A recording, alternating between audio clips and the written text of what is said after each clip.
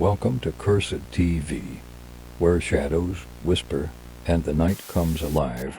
Don't forget to like, subscribe, and let us know where you're watching from. Turn off the lights, relax, and let the stories begin. The glow of the television flickered against the storm-gray walls, casting shifting shadows over the group gathered in the apartment. Rain pattered lightly against the window, a quiet rhythm beneath the hum of the city outside. Elias barely noticed the muted horror movie playing in the background. His focus was on the Monopoly board sprawled out on the coffee table. "Come on, man," Taylor groaned. "Roll the damn dice." "Let him think," Alistair muttered. Swirling the whiskey in his glass, he leaned back into the worn leather couch, watching Elias with mild amusement. Elias finally rolled a 5. His piece landed on a railroad, buying or passing, sighed Claire, already half distracted by her phone. Before he could answer, her phone screen flickered. Then, so did his, and Taylor's, and Alistair's. A single word appeared on each screen in a stark, classical font. "Hi." At first, it seemed like some bizarre prank. Elias frowned, tapping his screen. The message wouldn't disappear. The touchpad was unresponsive. "The hell?"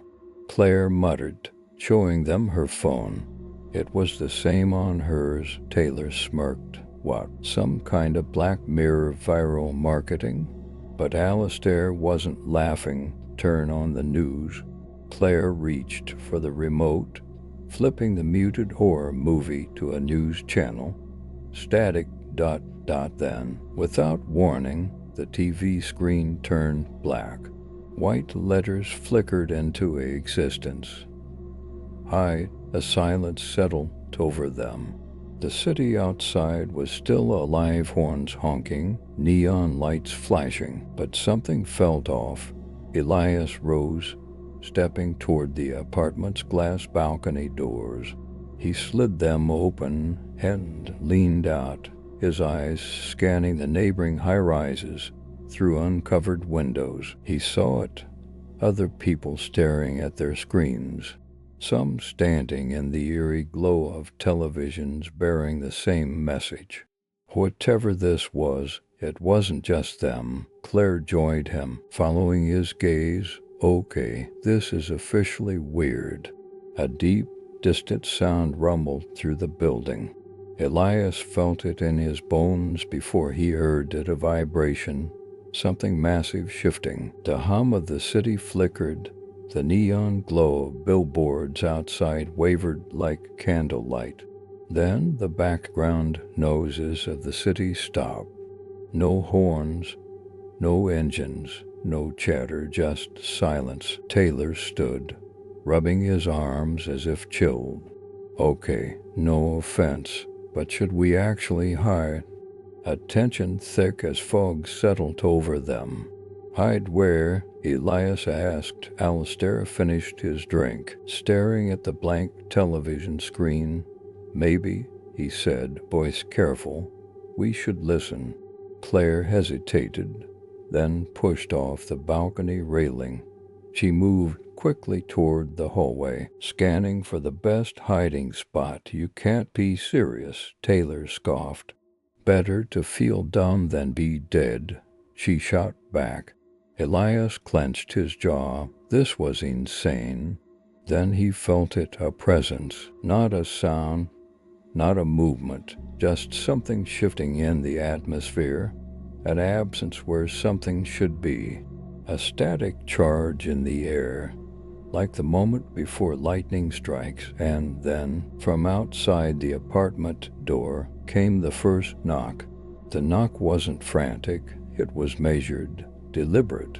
Elias felt his body tense as the sound echoed through the apartment. The others stood frozen, their eyes darting toward the front door. Taylor swallowed.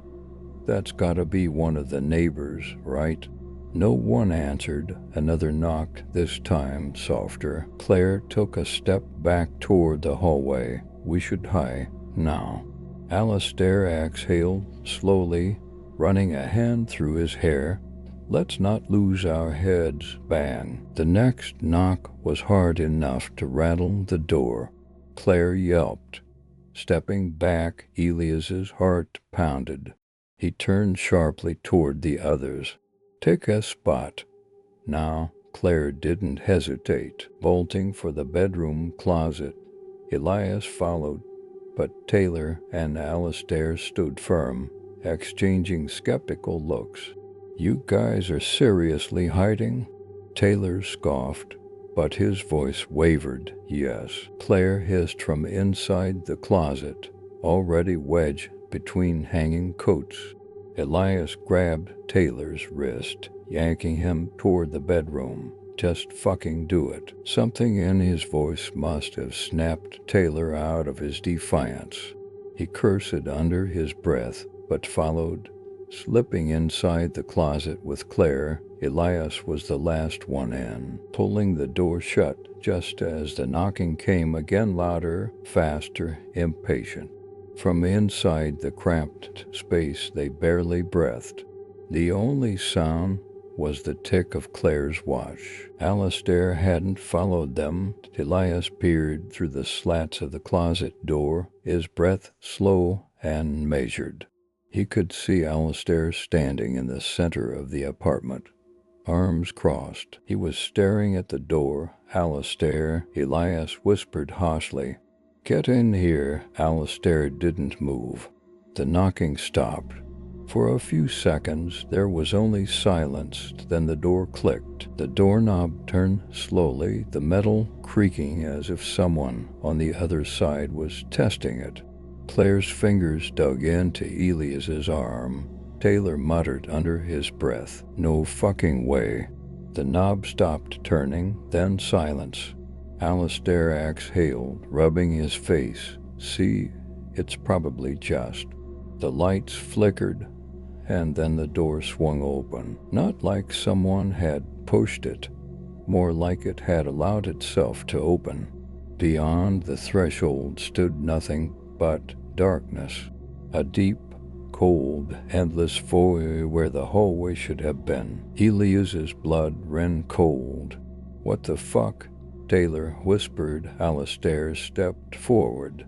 No, Elias barely got the word out before Alistair reached toward the doorway. As soon as his fingers crossed the threshold, the darkness moved.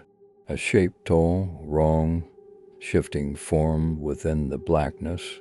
Elias barely caught its shape before it lunged. Alistair screamed. Then, just as quickly as it had appeared, the dark swallowed him whole. The door slammed shut. Silence. For several heartbeats, none of them spoke. Then Claire shuddered out a breath. Alistair's gone. Elias forced himself to move, to think. Then, as if to mock them, the television flickered back on. A new word burned into the screen in its cold, clinical font. Aegean. The word burned on the television screen. Aegean. No one spoke. The only sound was Claire's shaky breathing, her fingers still gripping Elias's arm like a lifeline. Taylor was the first to snap. No, no, no, no. We're not doing this. He shoved open the closet door and stumbled out, his face pale, eyes darting around the apartment like a cornered animal. What does that even mean? Again? Again what? Elias followed, his legs numb beneath him. We hid last time, and it worked. Claire hesitated before stepping out. But Alistair didn't. Her voice was hollow. He stayed out. And now he's gone. Taylor clenched his jaw. So we hide again? A chill ran down Elias's spine. I think we have to. A distant creak echoed through the apartment, the sound of wood bending under pressure. Taylor's breath hitched. That wasn't us. Elias turned toward the front door, it was still closed, but something outside shifted. The apartment suddenly felt too small. "We need new spots," Claire whispered. "If we hide the same way, what if it doesn't work?" Elias's gut twisted. She was right. "Okay," he said, voice tight. "Split up, we don't have time." Taylor hesitated, then bolted toward the kitchen. He wrenched open the cabinet beneath the sink, shoved the trash can aside, and squeezed himself into the dark space. Claire ran for the laundry closet, barely managing to fit between the stacked washer and dryer before she yanked the door shut. Elias scanned the apartment, his pulse hammering in his ears. A shadow flickered beneath the door. It was inside the building. He moved fast. The bedroom, under the bed. It wasn't ideal, but it was something. He dropped to his knees and slid beneath the wooden frame, pressing himself against the cold floor. His breathing was shallow, controlled silence. Then, the apartment door creaked open. Not fast, not slow, careful. Something stepped inside. The air thinned. Like it had been pulled from the room, the temperature dropped. Elias bit the inside of his cheek, his body tense beneath the bed frame. A dragging sound followed, like something with too many limbs pulling itself forward. The thing moved. Elias could only see its feet, if they could even be called that. They were wrong, distorted, a shifting mass that morphed with each slow step. It stopped right next to the bed. A long, creaking breath filled the silence. Then a whisper, a voice Elias didn't recognize, but somehow it knew him. Elias, his stomach clenched. It knew his name. The whisper came again, a sick, distorted mimicry of human speech. "Elias, you're not hiding well." He pressed his fingers against his lips to keep from making a sound. Something shifted, a sharp, wet snap, and then the presence vanished. The weight in the air lifted, the silence stretched. Elias forced himself to stay put, counting the seconds in his head. Then his phone vibrated against his thigh. His pulse spiked. Slowly, carefully, he pulled it from his pocket. A new message. "Break time." His body sagged in relief. He rolled out from under the bed, breathless, chest heaving. Claire and Taylor emerged from their hiding spots, both wide-eyed, shaken but alive. Taylor rubbed his arms. "I don't." His voice cracked. "I don't want to do this anymore." Elias looked at the screen again. "Break time," he exhaled. For now, at least, they were safe. But for how long? The words "break time" glowed from Elias's phone screen like a cruel joke. He sat on the floor, back against the bed frame, chest still rising and falling too fast. Across the room, Claire leaned against the wall, arms wrapped tightly around herself. Taylor hadn't moved from the kitchen, still half-crouched by the open cabinet, his expression blank. For the first time since it all started, they had time, but no one knew what to do with it. Elias forced himself to speak. "What the hell is happening?" His voice was hoarse, raw. Claire swallowed hard. "It's a game." Taylor's head snapped up. "What?" She gestured to the phone. "Break time." The message felt almost mocking, like a pause between rounds. First, it told us to hide, then again, "Now we get a break." Claire's voice was thin, brittle. "Like turns?" Taylor let out a bitter laugh. "Turns? Like some kind of sick fucking board game." Elias clenched his jaw. "Then what's the next move?" Silence. Outside the window, the city was eerily still. No sirens, no voices, no life. The lights from the surrounding buildings flickered, some windows glowing unnaturally bright, others completely black. He wasn't sure how many people were still alive. The thought made his stomach churn. Taylor stood abruptly, pacing the living room. His fingers ran through his hair, tugging slightly, as if grounding himself. We should leave. We can't just sit here and wait for the next round. Claire shook her head. And go where? Anywhere. We don't even know if this is just happening here or the apartment shook. Not like an earthquake, more like something responding. Taylor clamped his mouth shut instantly. Elias's ears rang as he stared at the screen. Claire gestured wildly, her eyes darting around the room. What now? Taylor pressed his lips into a thin line, his chest rising and falling in short bursts. The apartment groaned like something heavy was pressing against it.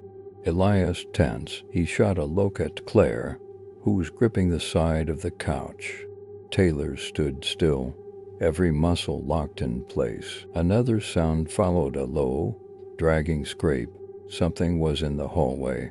A shadow moved past the crack beneath the front door, long, twisted, unnatural. The scraping sound dragged along the hallway floor, slow and deliberate. Elias didn't move, neither did Claire or Taylor. The shadow under the door shifted. It stretched unnaturally, growing longer, distorting, as if whatever was on the other side was pressing closer, listening. The door creaked. Claire sucked in a breath, her fingers gripping the couch so tightly her knuckles turned white. Taylor's eyes flicked toward Elias. What do we do? Elias shook his head. Stay still. The apartment walls groaned, the air tightening around them. Something was inside the building. A faint clicking sound joined the scraping, like fingernails tapping against the walls. Elias felt his heartbeat in his throat, and then a sharp knock, 3 times. Knock, knock, knock. Claire flinched. Taylor pressed his back against the counter, his breathing rapid but silent. No one moved. The shadow under the door recoiled. It twisted violently, as if writhing in frustration. Then a whisper, low, garbled, not a voice, but an imitation of one. Elias, a shiver raced down his spine. His stomach twisted painfully. It knew his name. The whisper came again, but closer. Come out. Elias clenched his jaw. He wanted to run, wanted to scream, but he forced himself to stay still. The shadow flickered once, twice, then suddenly disappeared. Silence, the tension in the air remained. The presence hadn't left, it was waiting. Claire glanced at Elias, her eyes questioning. Is it over? He didn't know. Then, from inside the apartment, a floorboard creaked. Elias's breath caught in his throat. The sound hadn't come from the hallway. It had come from the bedroom. Taylor's body tensed. Claire's eyes widened. Something was inside. Slowly, Elias turned his head toward the bedroom door. It was open, just a crack. Darkness stretched beyond it, thick and impenetrable. But something moved within it, not walking, crawling. The scraping nose started again, this time against the wooden floor inside the apartment. Whatever was there had never left. Elias forced himself to stay still, barely breathing. His mind raced, searching for a plan, a way to escape without making a sound. Then, a quiet vibration. Elias flinched, his hand instinctively going to his pocket. His phone, the screen lit up, a new message, one word, run. His stomach dropped, the scraping stopped. Then, from the darkness, a single, inhuman breath. Elias didn't think, he moved. I ran. There was no time to think, no time to warn Claire or Taylor. The second I saw that message run, something inside me took over. Pure instinct, I bolted toward the hallway, ignoring the burn in my legs, the sound of my heartbeat thundering in my ears. Behind me, I heard Taylor curse under his breath and Claire stumble as she followed. Then the thing moved. A scraping, skittering rush erupted from the bedroom, so fast it sounded like a dozen limbs clawing against the floor. I didn't look back. The front door loomed ahead, slightly ajar from when the thing had opened it. I reached for the handle, but before I could pull, slam. The door shut violently, the force rattling the entire frame. I skidded to a stop, hands slamming against the wood, locked. Behind me, Taylor and Claire weren't far. Taylor barely stopped himself from crashing into me. It shut. What the fuck? A low breath rasped through the apartment. The three of us turned at the same time. The thing stood at the end of the hallway. I could barely comprehend what I was looking at. It was tall, wrong, shifting. A twisting silhouette of limbs and shadows that didn't belong to anything human. Its face, if it even had one, was nothing but a void, like a hole punched through reality itself, and it was watching us. Taylor grabbed my sleeve. "We have to go, man." I barely managed to nod before Claire pulled me toward the kitchen window. She whispered, "It was a stupid plan." We were on the 7th floor, but it was the only plan. We sprinted into the kitchen, feet skidding against the tile. Claire yanked open the window, cold night air rushing in. The fire escape was just beyond the ledge. Behind us, the thing moved. It didn't run, it didn't walk, it shifted. 1 second it was at the end of the hallway, the next it was in the living room. I could feel it watching us, feel the air grow heavier, pressing down on my chest like an invisible weight. Claire climbed onto the counter first, swinging one leg over the ledge. Go now."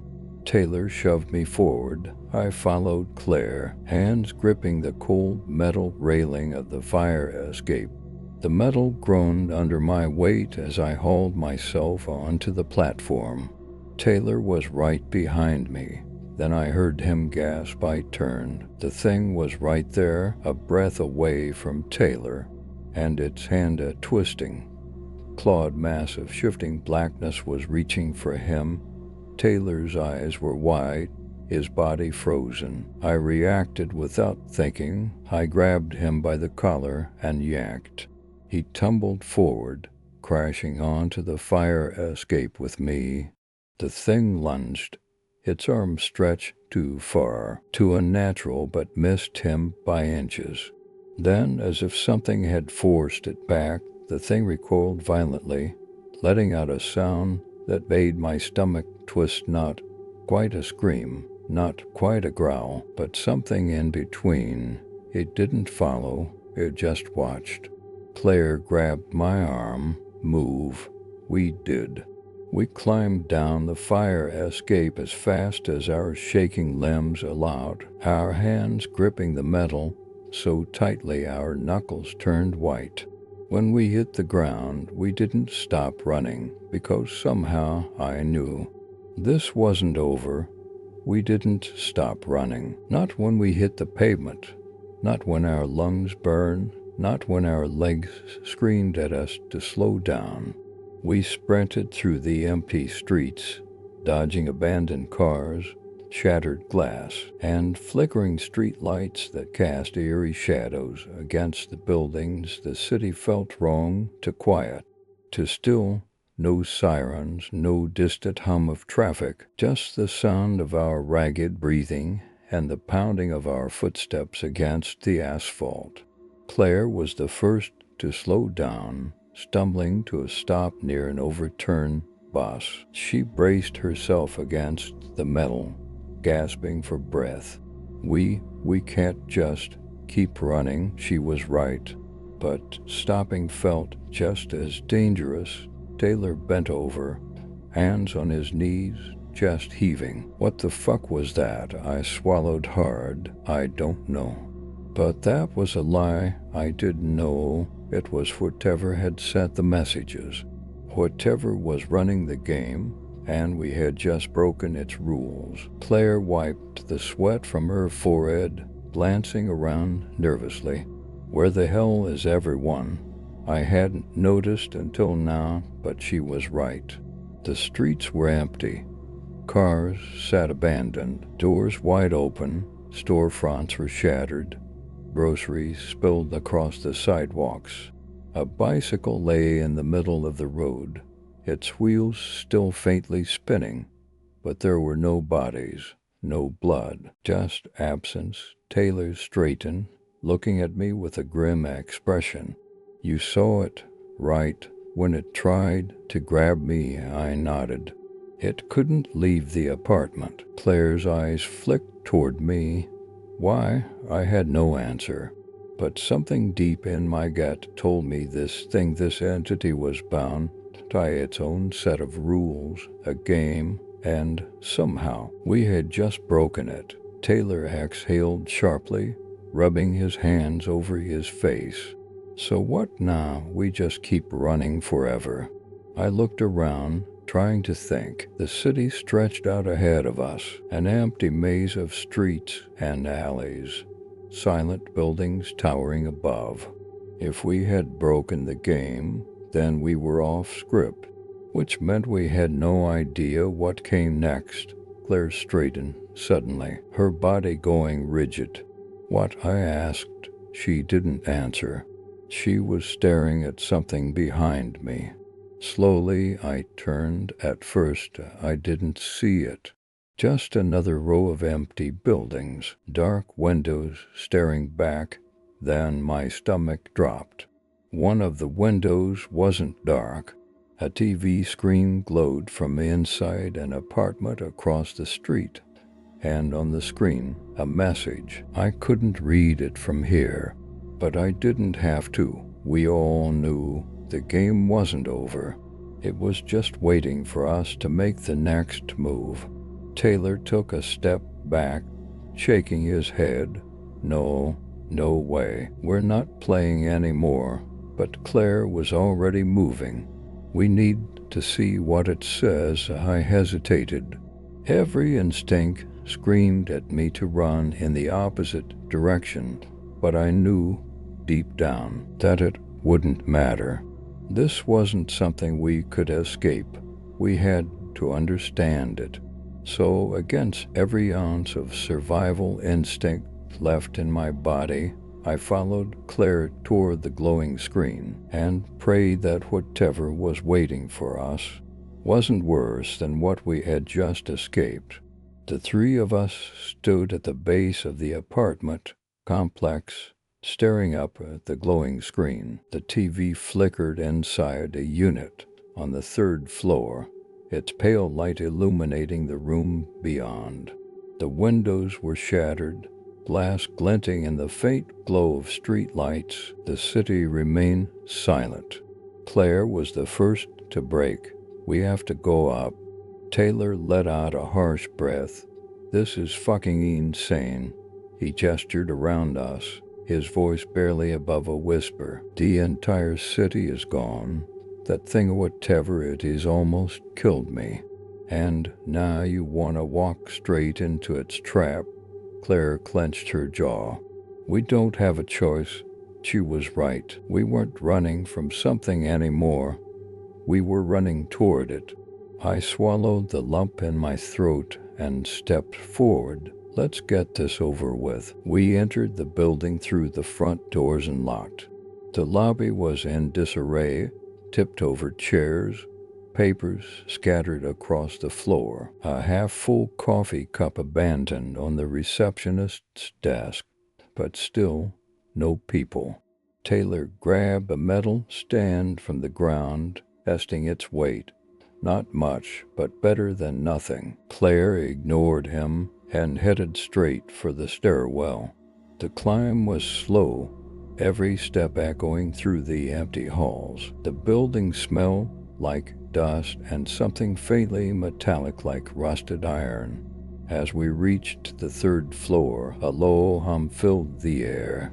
It was coming from the apartment with the glowing TV. Claire hesitated just outside the door. "Do we knock?" Taylor scoffed. "You think someone's gonna answer?" He pushed the door open before anyone could argue. Inside, the room was wrecked. Furniture overturned, deep scratches raked across the wooden floors. The walls were lined with claw marks, the same ones he had seen in our apartment.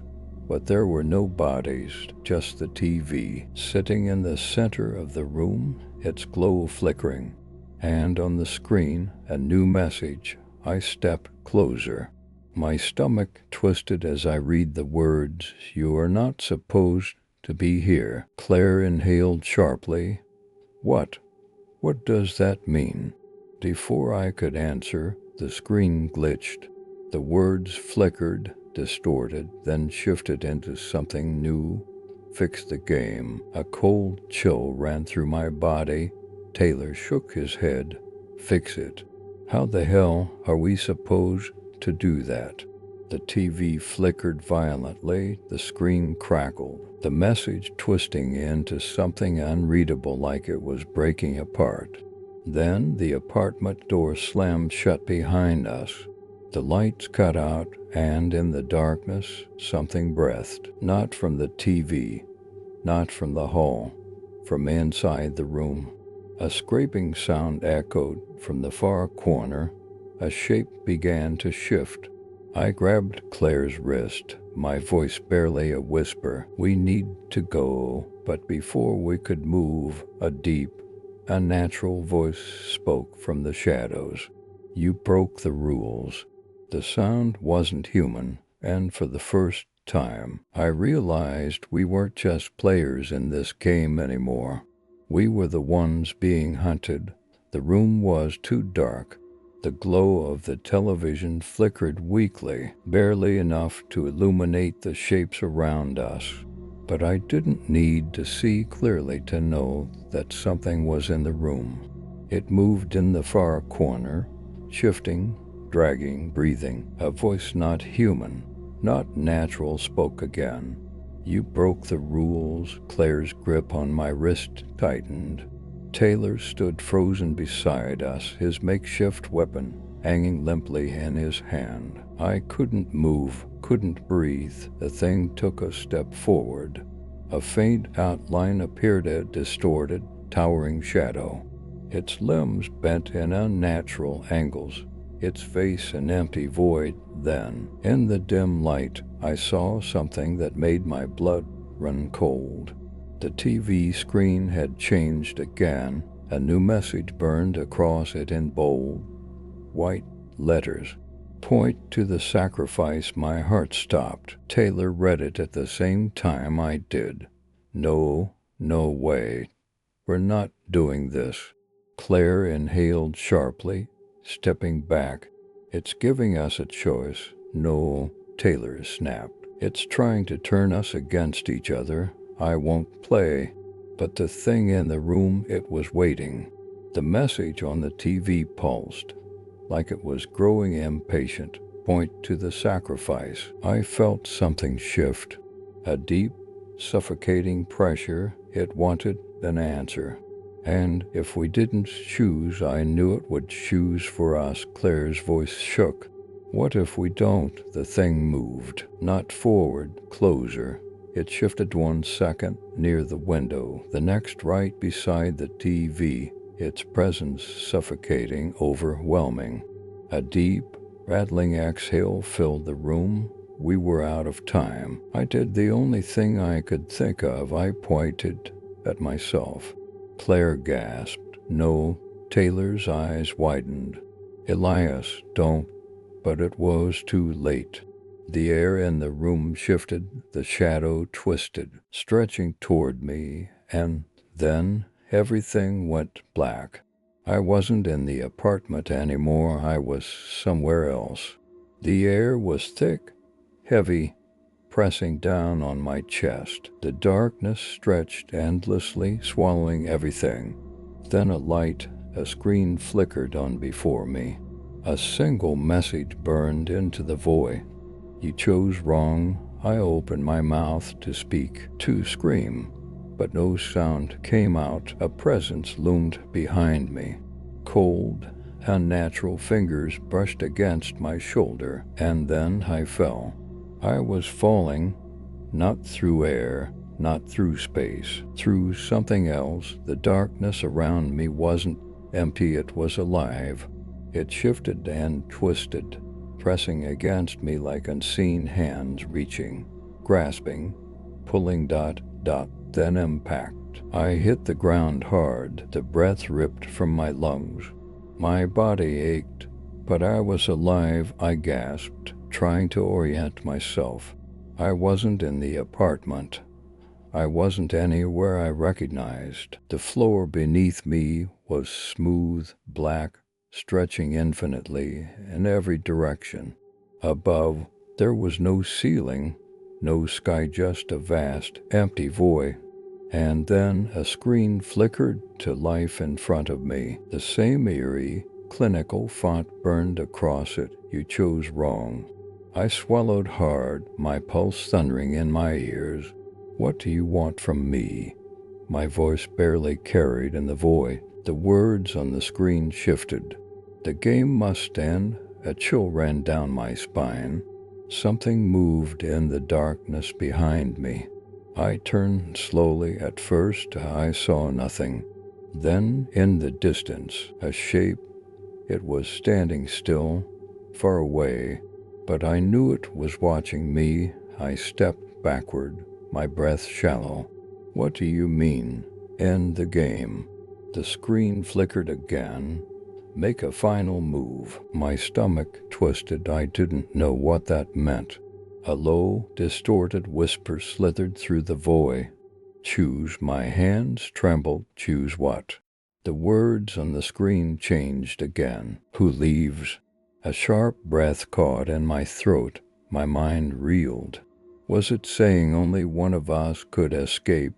I clenched my fists, my heart pounding. This was the final test. I thought of Claire and Taylor, still in that apartment, waiting for me to return. I thought of the city empty, silent, swallowed by something none of us understood. I thought of the game, the rules, and then suddenly I understood. This wasn't about survival. This was about breaking the cycle. I turned back to the screen, inhaling deeply. My voice was steady when I spoke. I choose no one. The void shuddered. The screen glitched. A terrible, low roar echoed all around me, like the very foundation of this place was breaking apart. Then light, blinding, overwhelming, all-consuming light. And then I was back. The apartment was silent. The TV was dark. The air felt normal. Claire and Taylor were staring at me, their faces pale, shocked. Taylor's voice broke first. Elias, you were gone. I exhaled, my body still trembling. I ended it. Claire's eyes widened. The game, I nodded. It's over. For the first time in what felt like forever, there was no message, no whispers, no presence, just silence. Taylor let out a shaky laugh, running a hand through his hair. Holy shit. Claire's hands were still gripping the fabric of her shirt, knuckles white. Do you think it's really gone? I didn't know, but I hoped. I turned toward the window. The city was still empty, but something felt different, a strange sense of finality. Maybe, just maybe, we had won. I took a deep breath, closing my eyes for a moment, and for the first time in a long, long time, there was nothing waiting for me when I opened them.